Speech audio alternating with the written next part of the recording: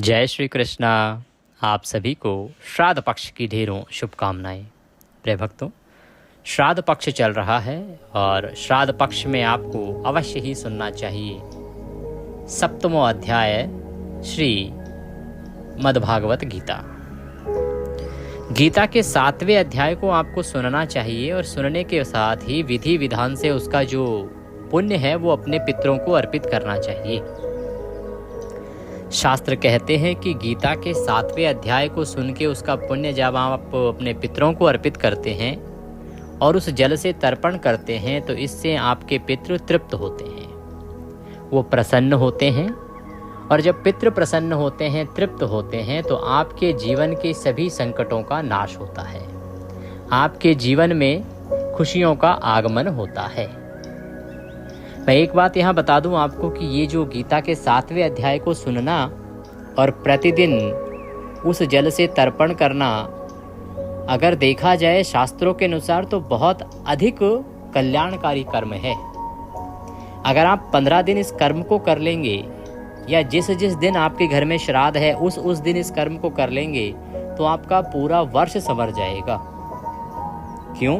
क्योंकि आपके जीवन में सुख दुख के सबसे बड़े कारक जो हैं वो आपके पितृ होते हैं। लोग देवताओं के पीछे भागते हैं, ग्रहों के पीछे भागते हैं, पितरों की ओर ध्यान ही नहीं देते और यही मनुष्य की गलती है।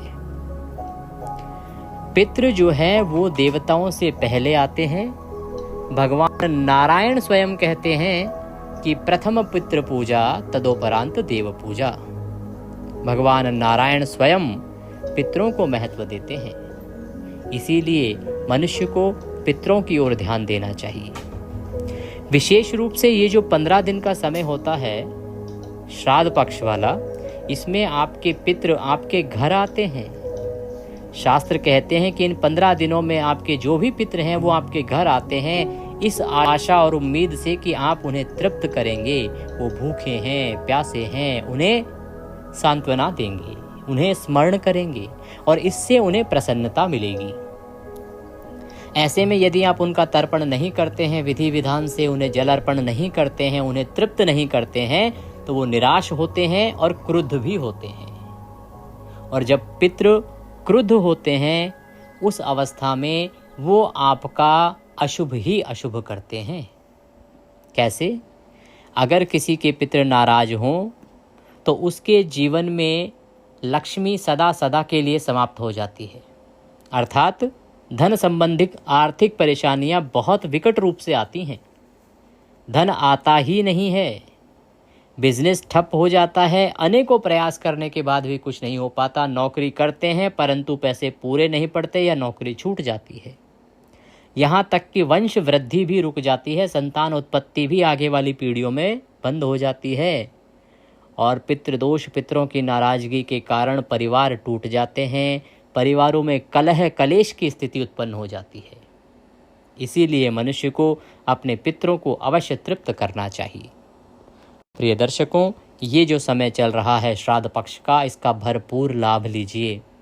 बहुत अधिक मेहनत करने की भी आवश्यकता नहीं है, बहुत छोटा सा कर्म है, ये छोटा सा कर्म है, इसे प्रतिदिन कीजिए। गीता के 7वें अध्याय का श्रवण कीजिए जो अभी हम सुनाएंगे, और जल आदि कैसे अर्पित करना है, क्या विधि है, क्या नियम है, ये भी आपको साथ में बताएंगे। तो आइए जानकारी आरंभ करेंगे। आपसे निवेदन है कि यह पवित्र पुनीत गीता के अध्याय का वीडियो है तो कृपया एक बार लाइक अवश्य कर दीजिएगा।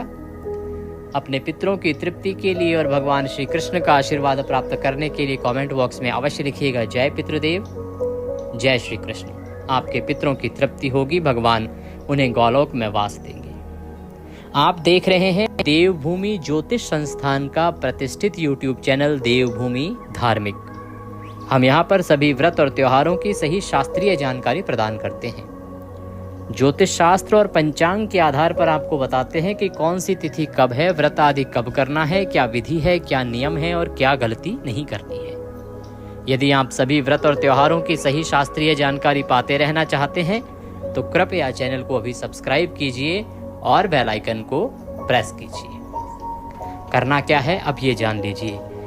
सुबह उठिए, स्नान कीजिए, स्नान आदि करके स्वच्छ वस्त्र धारण कीजिए, और एक तांबे का या पीतल का लोटा लीजिए।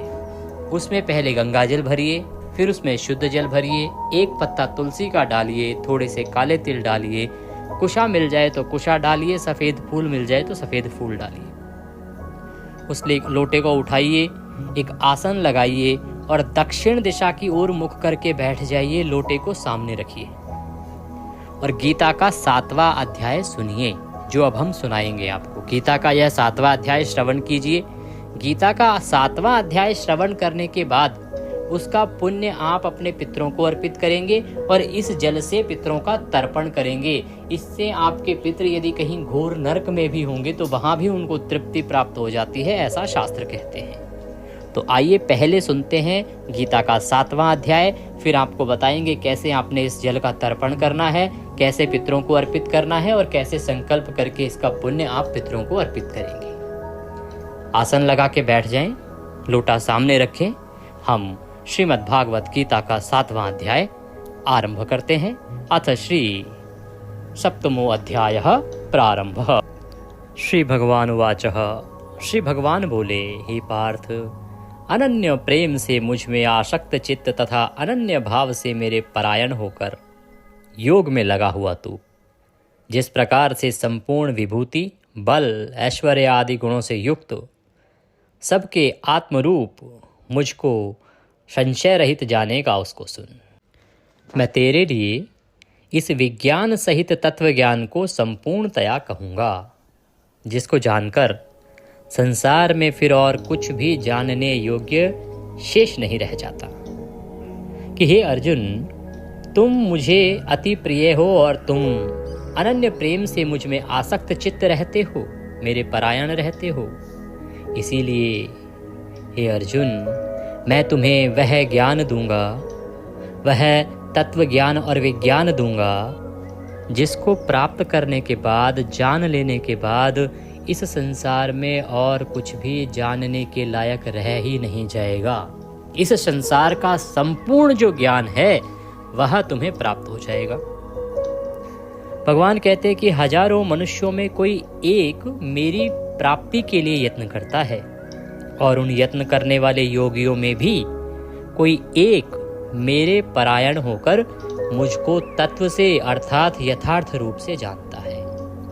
कि बहुत सारे लोग हैं जो भक्ति करते हैं, परंतु उन हजारों मनुष्यों में कोई एक ही होता है जो मुझे प्राप्त करना चाहता है, जो मुझे प्राप्त करने के लिए प्रयत्न करता है। और उन कोई विरलों में ही कोई एक विरला होता है जो मुझे यथार्थ रूप से समझ पाता है या मुझे जान पाता है। सबके बस की बात नहीं है।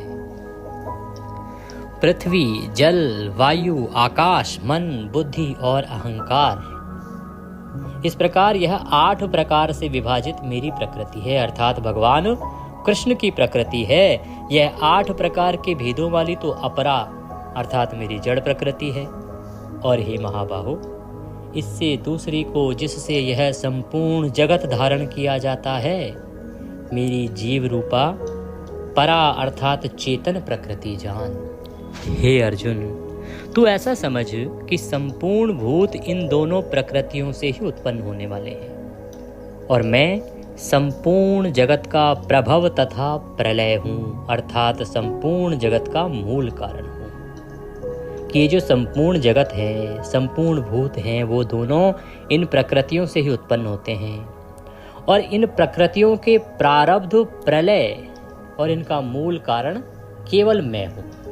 मेरे द्वारा ही ये प्रकृति जनित होती हैं, पालित होती हैं और प्रलय होती हैं।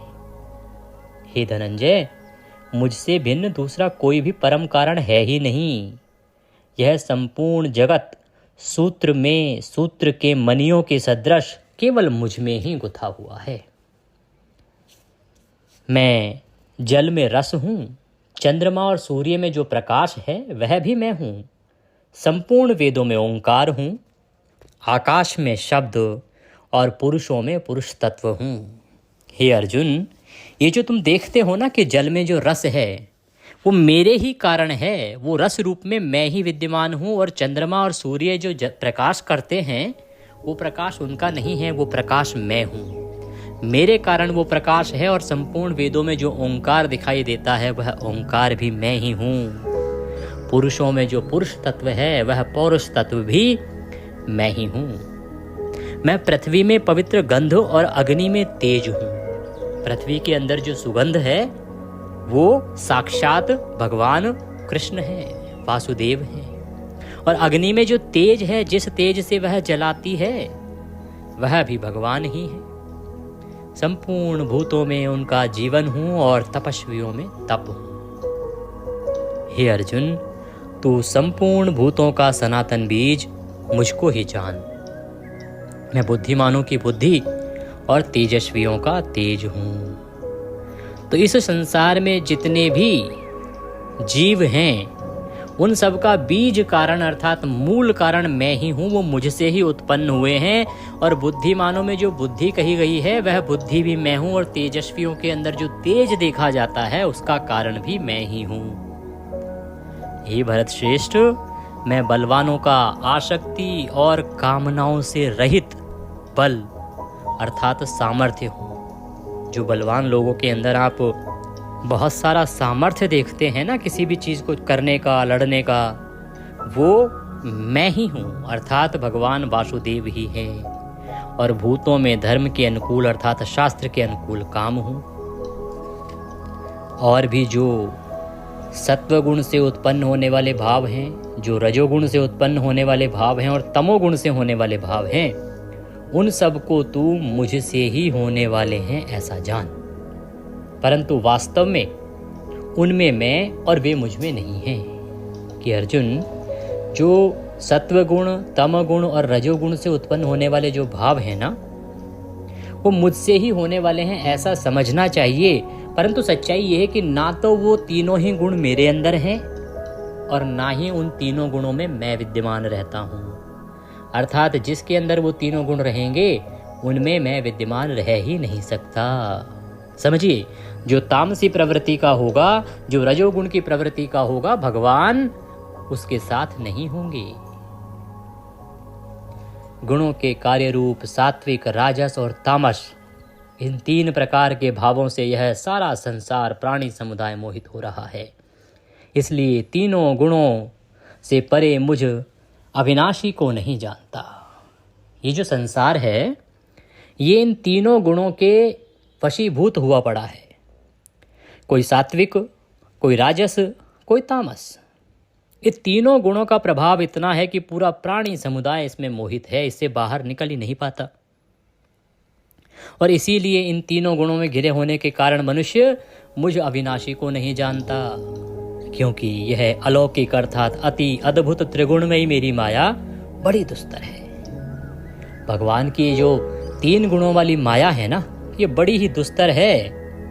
ये किसी को बाहर निकलने ही नहीं देती।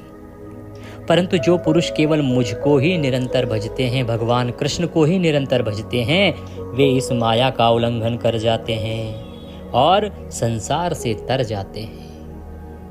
जो प्रयत्न करके इन तीनों गुणों से बाहर निकल जाते हैं, सत्य, रज, तम, और भगवान वासुदेव को पहचान लेते हैं, उनकी भक्ति करते हैं, मुक्ति के लिए उनको अवश्य ही भगवान का धाम प्राप्त हो जाता है।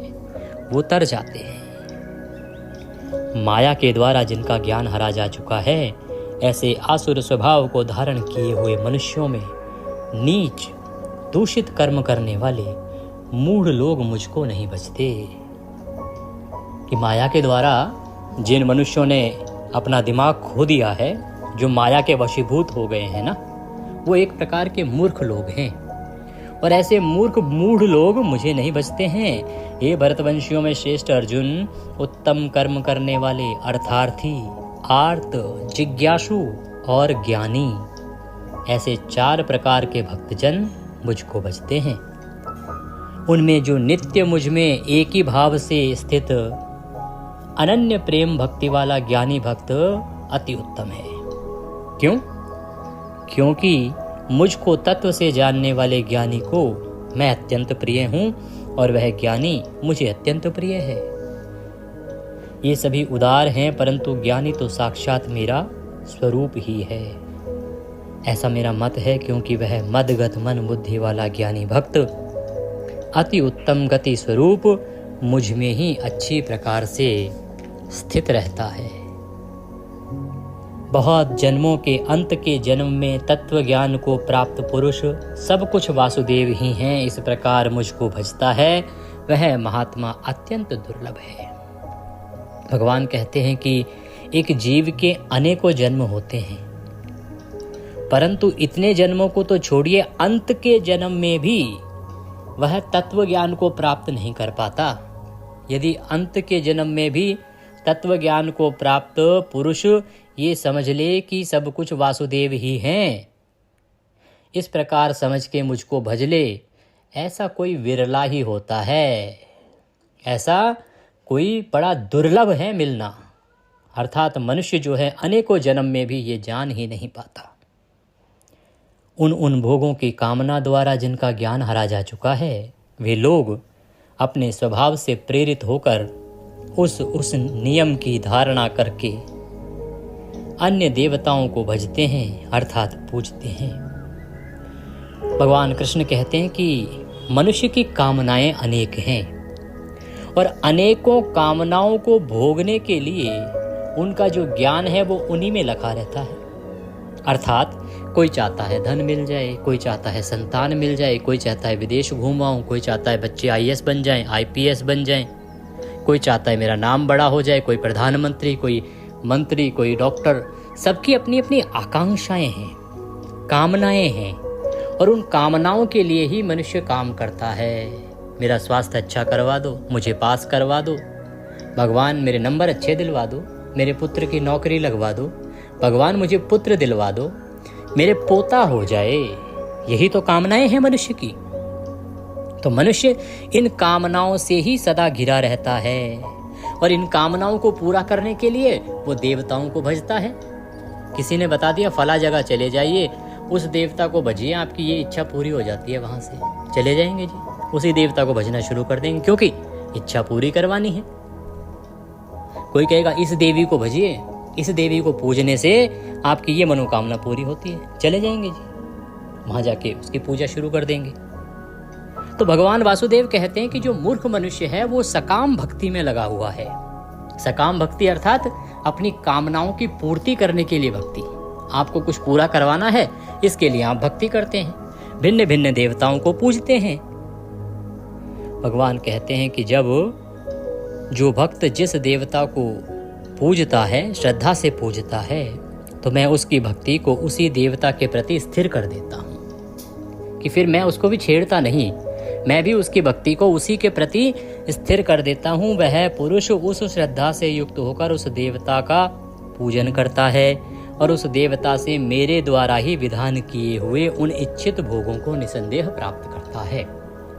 कि फिर मनुष्य क्या करता है, उसी देवता को भजता है, पूजता है, और फिर उसकी इच्छाओं की पूर्ति होती है या जो भी उसको मिलता है वह उसे लगता है कि उस देवता के द्वारा दिया जा रहा है, परंतु हे अर्जुन, वस्तुतः वह मेरे द्वारा ही विधान किए हुए भोगों को भोगता है। जो भोग मैंने विधान किए हैं उसके लिए, जो भोग मैंने उसके लिए अपनी इच्छा से बनाए हैं, उन्हीं को वह प्राप्त करता है। उसे लगता है कि अमुक देवता दे रहा है और इससे वो उस देवता को पूजता चला जाता है, परंतु उन अल्प बुद्धि वालों का वह फल नाशवान है तथा वे देवताओं को पूजने वाले देवताओं को प्राप्त होते हैं। कि उन देवताओं से जब वो पूजा करते हैं, जो भोग पाते हैं, वो आज नहीं तो कल नष्ट हो जाना है। धन है यहीं रह जाना है। किसी के लिए आपने राजगद्दी मांगी, वो यहीं रह जानी है। आपने पुत्र मांगा, पुत्र यहाँ रह जाएगा, आप तो चले जाओगे। आपने पोता मांगा, पोता तो मिल गया, पर आपको क्या मिला? मृत्यु पर्यंत मोक्ष कैसे प्राप्त होगा? अपने लिए क्या मांगा आपने? भाई चंद दिनों का सुख है, ठीक है, आप खेल लिए पोते पोती के साथ, पर आपका भविष्य तो भगवान के साथ होना चाहिए। आपको तो भगवान के सानिध्य की आवश्यकता है। पोते पोती कब तक रखेंगे? 2 साल, 4 साल, 6 साल, 10 साल, 15 साल, अंत में आपको धाम जाना है। परम धाम जब जाओगे तो वहां क्या लेके जाओगे? आपकी मुक्ति कैसे होगी? तो भगवान कृष्ण कहते हैं कि जो देवताओं को भजता है वो देवताओं के ही धाम को प्राप्त होता है, और मेरे भक्त मुझे चाहे जैसे मर्जी भजें वो मुझे ही प्राप्त होते हैं। बुद्धिहीन मनुष्य मेरे अनुरूप, मेरे अनुत्तम अविनाशी परम भाव को ना जानते हुए मन इंद्रियों से परे मुझे सच्चिदानंदन घन परमात्मा को मनुष्य की भांति जन्म कर व्यक्ति भाव को प्राप्त हुआ मानते हैं। कि ये जो अज्ञानी जन समुदाय है ये समझता है कि मैं मृत्यु को प्राप्त होता हूँ फिर जन्म लेता हूँ। इस प्रकार से ये मुझे जानता ही नहीं है। मैं सच्चिदानंदन घन परमात्मा हूँ, मुझे इस विषय में वो जानता ही नहीं है। अपनी योग माया से छिपा हुआ मैं सबके प्रत्यक्ष नहीं होता। इसीलिए यह अज्ञानी जन समुदाय मुझे जन्म रहित अविनाशी नहीं समझता। ये मुझे जन्म रहित अविनाशी परमेश्वर को नहीं जानता, मुझको जन्मने और मरने वाला समझता है। हे अर्जुन, पूर्व में व्यतीत हुए और वर्तमान में स्थित तथा आगे होने वाले सब भूतों को मैं जानता हूँ, परंतु मुझको कोई भी श्रद्धा भक्ति रहित पुरुष नहीं जानता। हे भरतवंशी अर्जुन, संसार में इच्छा और द्वेष से उत्पन्न सुख दुख आदि द्वंद्व रूप मोह से संपूर्ण प्राणी अत्यंत अज्ञानता को प्राप्त हो रहे हैं, परंतु निष्काम भाव से श्रेष्ठ कर्मों का आचरण करने वाले जिन पुरुषों का पाप नष्ट हो गया है वे राग द्वेष जनित द्वंद्व रूप मोह से मुक्त दृढ़ निश्चयी भक्त मुझको सब प्रकार से भजते हैं। और जो मेरे शरण होकर जरा और मरण से छूटने के लिए यत्न करते हैं वे पुरुष उस ब्रह्म को, संपूर्ण आध्यात्म को और संपूर्ण कर्म को जानते हैं। जो पुरुष अधिभूत और अधिदैव के सहित तथा अधियज्ञ के सहित मुझे अंत काल में भी जानते हैं वे युक्ति चित्त वाले पुरुष मुझे जानते हैं, अर्थात मुझे प्राप्त हो जाते हैं। कि हे अर्जुन, जो मनुष्य पूरे जीवन मुझे ना भजे पर यदि अंत काल में भी भज लेता है, अपने अंतिम सफर में अंतिम समय में भी मुझे जान लेता है, जप लेता है, मेरा नाम लेता है, तो वह मुझे प्राप्त कर लेता है, मेरे धाम को प्राप्त कर लेता है और मुझे प्राप्त हो जाता है। ओम तत्सदिति श्रीमद्भागवत गीता उपनिषदस्तु ब्रह्म विद्यायां योगशास्त्रे श्री कृष्ण अर्जुन संवादे ज्ञान विज्ञान योगो नाम सप्तमो अध्याय संपूर्णः। बोले श्री कृष्ण भगवान की जय। इसी के साथ ही गीता का 7वां अध्याय पूर्ण होता है। अब आप जल में जो लोटा है उसको हाथ में उठा लीजिए, दोनों हाथों में, और भगवान से मन ही मन संकल्प कीजिए कि हे प्रभु, हे भगवान वासुदेव, हमने ये जो गीता का 7वां अध्याय श्रवण किया है, इससे जो भी पुण्य हमें प्राप्त हुआ है वह संपूर्ण पुण्य हम अपने अमुक अमुक पितरों को अर्पित करते हैं। आप अपने पितरों का नाम ले सकते हैं, उनके साथ जो संबंध है वह बोल सकते हैं कि आप इन पितरों को ये अर्पित कर रहे हैं, या आप बोल सकते हैं कि सभी पितरों को ये पुण्य आप अर्पित कर रहे हैं, ये पुण्य सभी पितरों को प्राप्त हो और वो इससे तृप्त हों।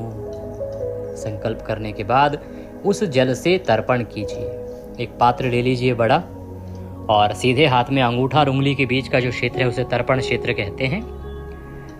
वहाँ से जल को आप नीचे छोड़ते हुए तर्पण कीजिएगा। मंत्र आपको बता देते हैं। तर्पण कीजिए, जल छोड़िए, सीधे हाथ से तर्पण क्षेत्र जो है ओम ह्रीं श्रीं क्लीं स्वधा देव्यै स्वाहा, ओम ह्रीं क्लीं स्वधा देव्यै स्वाहा, ओम ह्रीं क्लीं स्वधा देव्यै स्वाहा। इस मंत्र के साथ जल का तर्पण कीजिए। तर्पण करने के बाद अपने पितरों से निवेदन कीजिए कि हे मेरे पितरों, मैंने ये गीता जी का 7वें अध्याय को सुनने का संपूर्ण पुण्य आपको अर्पित किया है। यह जल आपको तृप्त करने के लिए अर्पित किया है।